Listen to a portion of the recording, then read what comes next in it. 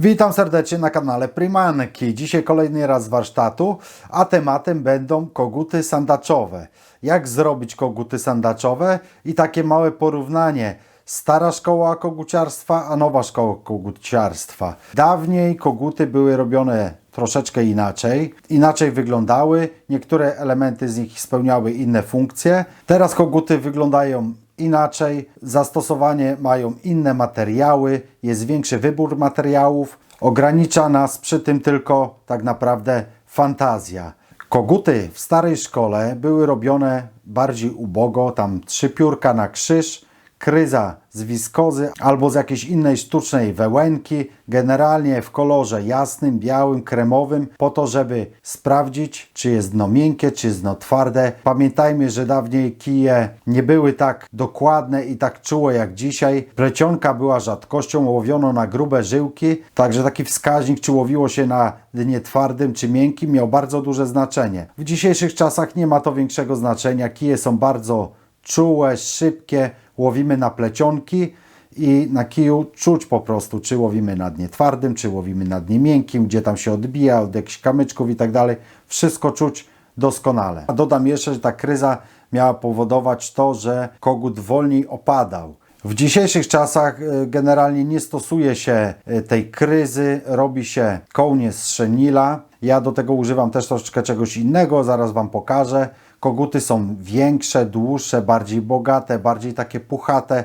Materiały są troszeczkę inne. Pióra koguta są już specjalnie robione można powiedzieć, pod koguciarzy. Są bardzo bogate, takie z puszkiem takim, gdzie kogut bardzo ładnie tak wygląda dla oka wędkarza. Powinienem od razu powiedzieć, które są lepsze według mnie, tak? Czy ta stara szkoła, czy ta nowa szkoła. I te są według mnie bardzo dobre. Nowa szkoła to są nowe kolory fluo, różne tam ciekawe materiały, które podnoszą na pewno skuteczność przynęty, ale jeżeli chodzi o starą szkołę, jaki najważniejszy atut i według mnie tak powinny wyglądać koguty. Kogut nie był za bogaty. Kogut to były takie dosłownie 3 piórka na krzyż. One w wodzie jak się skleiły, to była dosłownie taka niteczka. Ważniejsza była ciężka główka i odpowiednia praca. Sandacze biły w to bardzo dobrze i tak mi się wydaje, że w dzisiejszych czasach wszystko troszeczkę poszło w stronę taką, żeby koguty podobały się bardziej wędkarzom. One faktycznie są bardzo ładne, ale chodzi o to, że według mnie one są zbyt bogate, zbyt takie nabite, że tak powiem. Nie twierdzę, że one są gorsze zawsze od tych bardziej ubogich. Oczywiście przecież też łowią i ludzie mają na nie bardzo dobre wyniki, ale według mnie te bardziej ubogie, takie 3 piórka na krzyż, gdzie jakby ktoś zobaczył na zdjęciu, powiedzmy w sklepie, takiego koguta, takiego byle jakiego wyszczępionego, wątpię, żeby ktoś się tym zainteresował. Ludzie kupują oczami i mi się wydaje, że dlatego te bogate, takie ładne, duże koguty mają większe wzięcie. Ale jeszcze raz powtórzę, te właśnie ubogie, takie wystrzępione, według mnie są skuteczniejsze i też wcale niekoniecznie kolory fluo, tylko takie naturalne, tak jak dawniej używano, gdzieś tam wyrwane pióra od koguta, czy zgubione przez koguta pióra przywiązywano do tej kotwiczki i to się sprawdzało i to się sprawdza do tej pory. Nieraz na, można powiedzieć tak w cudzysłowie, przebłyszczonych wodach, gdzie większość ludzi łowi na kolory fluo, jakieś takie mocniejsze akcenty, kolory stonowane, kolory takie bardzo naturalne, sprawdzają się o wiele lepiej. No dobra, koniec gadania. Siadam do imadła i pokażę Wam, jak robię takie koguty i w starym stylu, i w nowym stylu.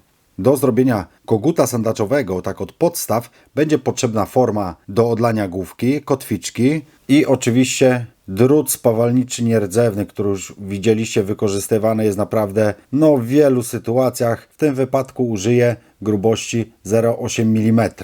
Co do samej formy, zobaczcie, ja tą formę kupiłem jako forma do odlewania ciężarków w kształcie kulki, ale kupiłem ją właśnie z myślą o kogutach. Zrobiłem tutaj takie kanaliki, w których będzie trzymał się drut, a zrobiłem je w bardzo prosty sposób, po prostu z grubego drutu zrobiłem takie uszko i za pomocą młotka uderzając wybiłem takie miejsce na uszko z drutu, bo pamiętać trzeba, uszko, czyli miejsce zaczepiania agrafki jest cofnięte do tyłu.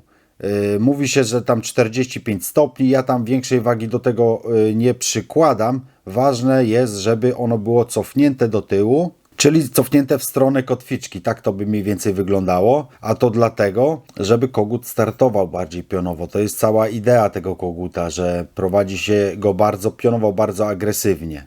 W pierwszej kolejności trzeba przygotować sobie drut do koguta. Ja to robię w taki sposób.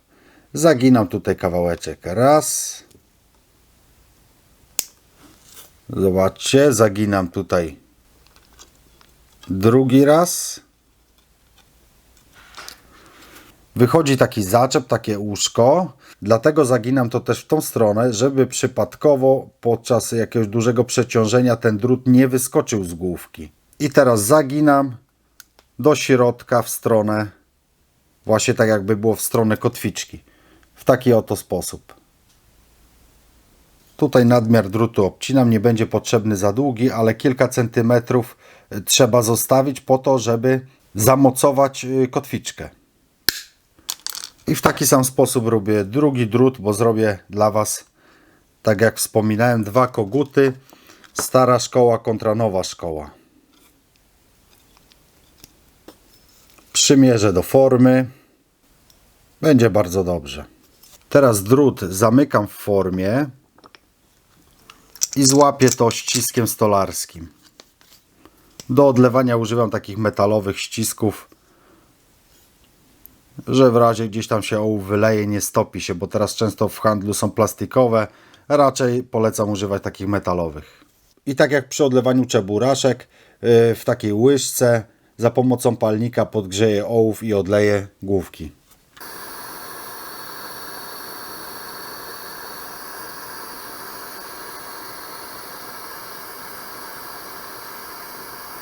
Dla potrzeb filmu robię to takim małym palnikiem. Normalnie robię to na palniku z kuchenki turystycznej.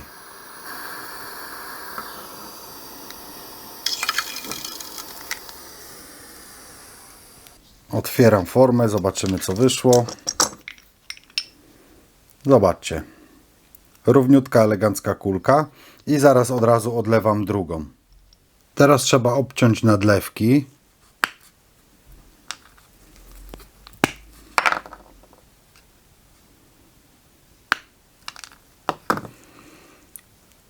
To wygląda teraz tak. Tutaj można sobie wszystko ładnie pilnikiem poprawić.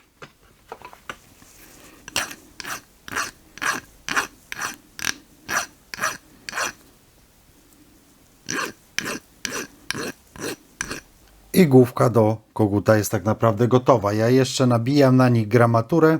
To jest według mnie bardzo ważna sprawa, bo niektóre koguty dostępne w handlu nie mają wybitej gramatury. Dla wędkarza może być to troszeczkę uciążliwe, bo no nie wiedzą z jaką główką mają do czynienia, a przy łowieniu sandaczy jest to bardzo, bardzo ważne. Gramaturę wybiję za pomocą numeratorów do metalu.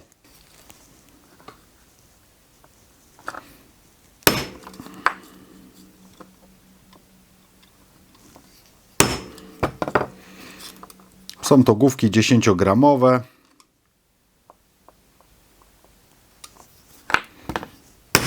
Jedynka i 0.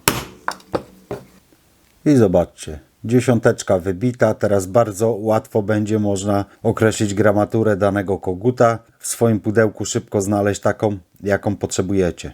Główki gotowe, teraz trzeba je zamocować na kotwiczkach, ale właśnie ja tu sobie wziąłem wcześniej takie fajne kotwiczki ostre, ale jest jedno ale. Tych kotwiczek nie będę mógł użyć, ponieważ patrząc tutaj na tą płaszczyznę, na te dwa groty, uszko nie jest równo położone w stosunku do ramion kotwiczki. Nie może być tak, ponieważ w kogucie jeden grot by był skierowany przynajmniej w pewnej części do dołu i zwiększałoby to ryzyko zaczepów.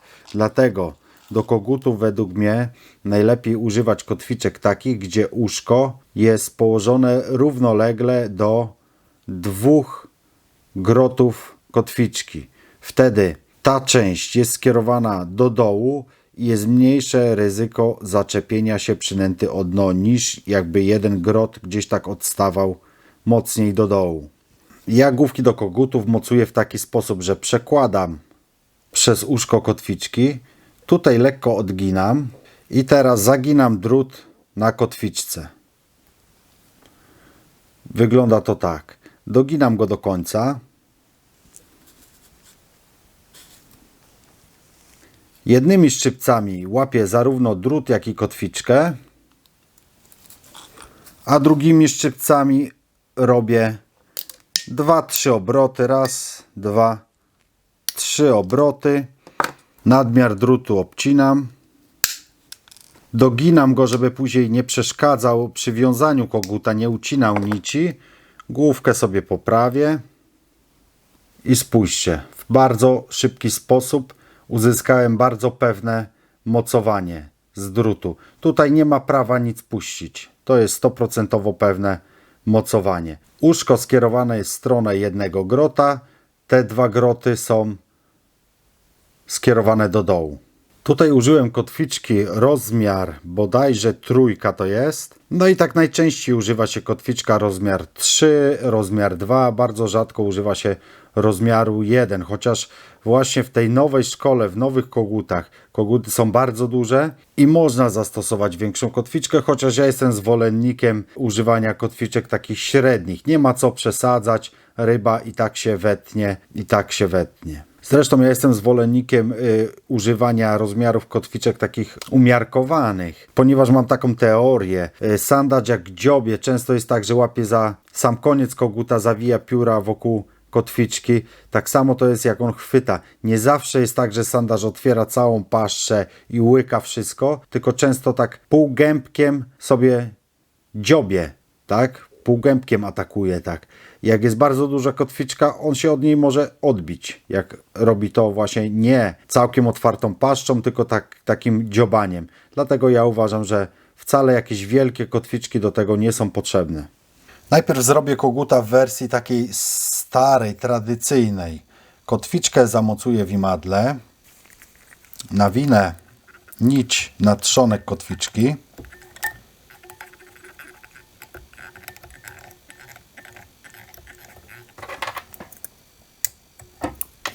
I tak, do kogutów starego typu najczęściej używane były pióra z koguta, gdzieś tam znalezione pewnie, albo wyrwane z koguta w kolorach takich mysich. Naturalne kolory koguta. Ja mam tutaj takiego koguta a la grizzly brązowy. Z takich piór to zrobię. Wziąłem sobie 3 piórka. One nie są jakieś bogate, one są posklejane troszeczkę. Takie od po prostu piórka z koguta. Biorę pierwsze pióro i mocuję je na trzonku haczyka. I tak z każdej strony. Nie robię tego koguta zbyt długiego, bo właśnie stara szkoła koguciarstwa to koguty wcale nie za bogate, nie bogate w materiały, niezbyt duże i obfite. Mocuję z drugiej strony. Nie zwracano wtedy uwagi, czy ułożenie piór jest równiutkie i tak dalej. W wodzie to i tak pracuje. I tutaj już wystarczy. Kogut już jest aż nadto bogaty, jeżeli chodzi o starą szkołę. W starej szkole koguciarstwa nie było takich materiałów jak Crystal Flash, nie było takich materiałów jak chenille. Wiązano po prostu pióra koguta i robiono kryzę. Kryzę z wiskozy albo z wełny. Kryza ta spowalniała opad koguta. Ja to zrobię z syntetycznej wełny. Chodzi o to, żeby materiał był z tworzywa sztucznego, żeby nie naciągał wodą. Ja tutaj tak przymocuję po swojemu kilka pasm tej wełny. Składam ją po prostu.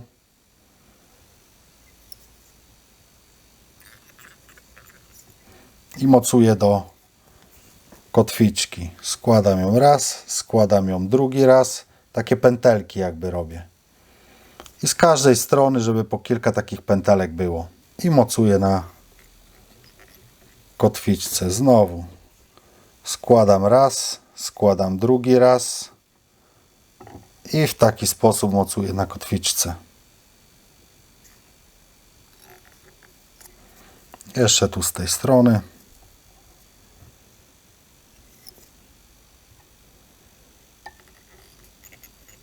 I powinno być wystarczająco. Wyciągnę troszeczkę tą wełnę do przodu i zamocuję do samego końca, do samej główki. No i teraz ważna sprawa. Trzeba porozcinać tą wełnę.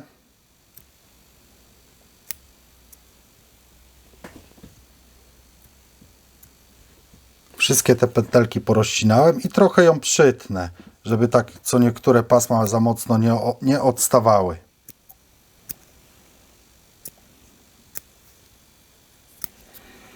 Nawijałem do samej główki, bo teraz złapię to w taki sposób i zamocuję już do końca i zrobię węzeł. Ta wiskoza czy sztuczna wełenka z reguły była w kolorze jasnym, białym i tak dalej. A to po co? Po to właśnie, żeby na niej widać było, czy łowimy na miękkim dnie, czy na twardym dnie. Na miękkim dnie biała wiskoza brudziła się od mułu, na twardym dnie pozostawała czysta.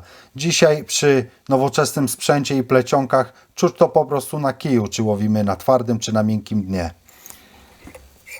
Robię węzeł.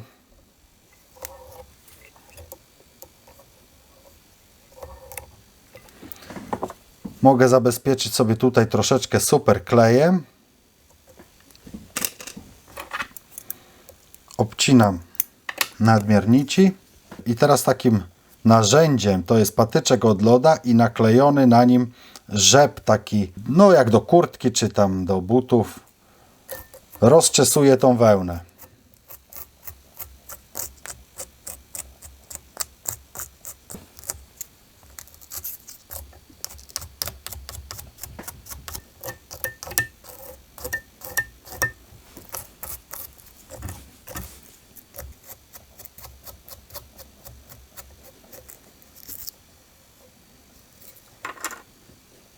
I tak mniej więcej wygląda kogut według starej szkoły koguciarstwa. Nie za bogaty, nie za długi. Dosłownie 3 piórka na krzyż, kryza i koniec. I tak łowiono i łowiono skutecznie. Tak jak w poprzednim przypadku zacznę od montażu kotwiczki z główką na imadle. Z tym, że różnica będzie generalnie w materiałach. W dzisiejszych czasach używa się specjalnie przeznaczonych do tego kapek siodłowych koguta, barwionych na przeróżne kolory. Naprawdę różniaste kolory można kupić. Z syntetycznych materiałów używa się też krystal flesza. Ja na przykład na kołnierze używam też syntetycznych drucików kreatywnych w różnych kolorach. Tutaj w fajnych takich kolorach fluo. Używam też gumek, takich odnóży do sztucznych much. Ja tego używam też do kogutów. Zacznę od nawinięcia nici na trzonek kotwiczki.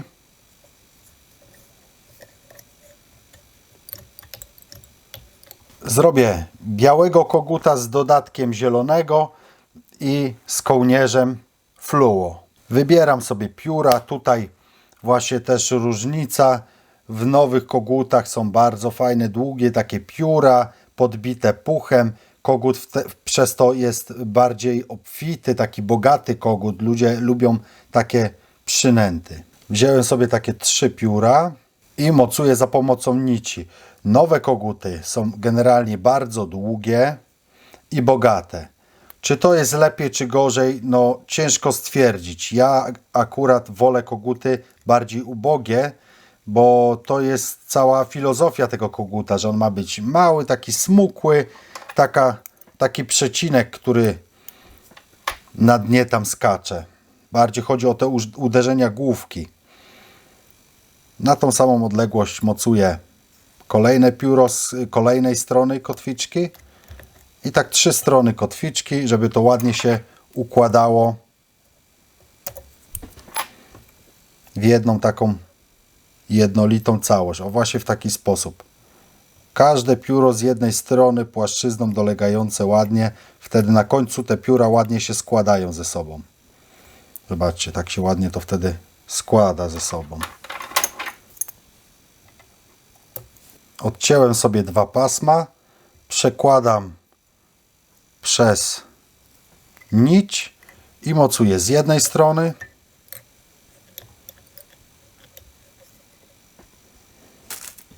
nadmiar tutaj obetnę, wezmę kolejne 2 pasma,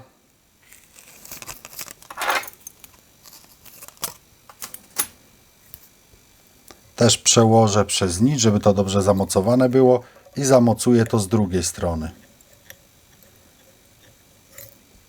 Koguta zrobię dwukolorowego, dodam 2 piórka zielone, wybiorę sobie takie mniej bogate, żeby widać było więcej białego, a zielony, żeby był tylko dodatkiem. I zamocuję je z jednej strony i z drugiej strony. Ładnie trzeba ułożyć, żeby to pióro ładnie leżało. Wędkarze zwracają na to uwagę, żeby przynęta była estetyczna. I z drugiej strony tak samo.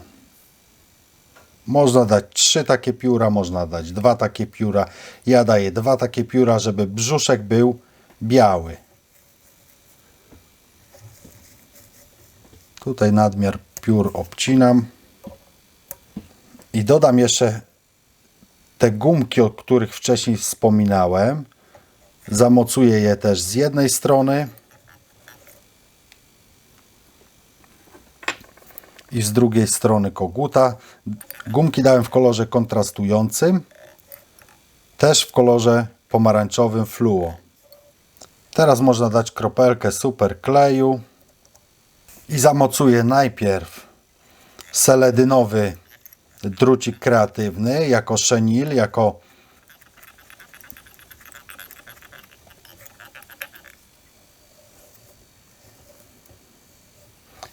i nawijam na tułowiu, na trzonku kotwiczki.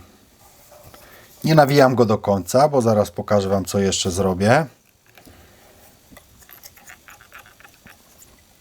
Obcinam nadmiar. Obcinam szczypcami, bo druciki kreatywne w przeciwieństwie do zwykłych chenille są robione na drucie metalowym. Na rdzeniu metalowym, a nie na rdzeniu z nici. I tutaj zrobię jeszcze taki akcencik fluo pomarańczowy, kołnierzyk taki. Dosłownie dam z 2 obroty.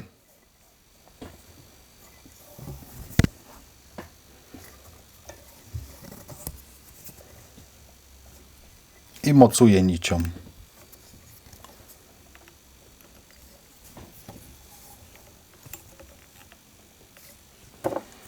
Chenille też obcinam szczypcami. Tutaj go dognę. Kilka obrotów nici. Mogę dać też kropelkę super kleju. I robię węzeł.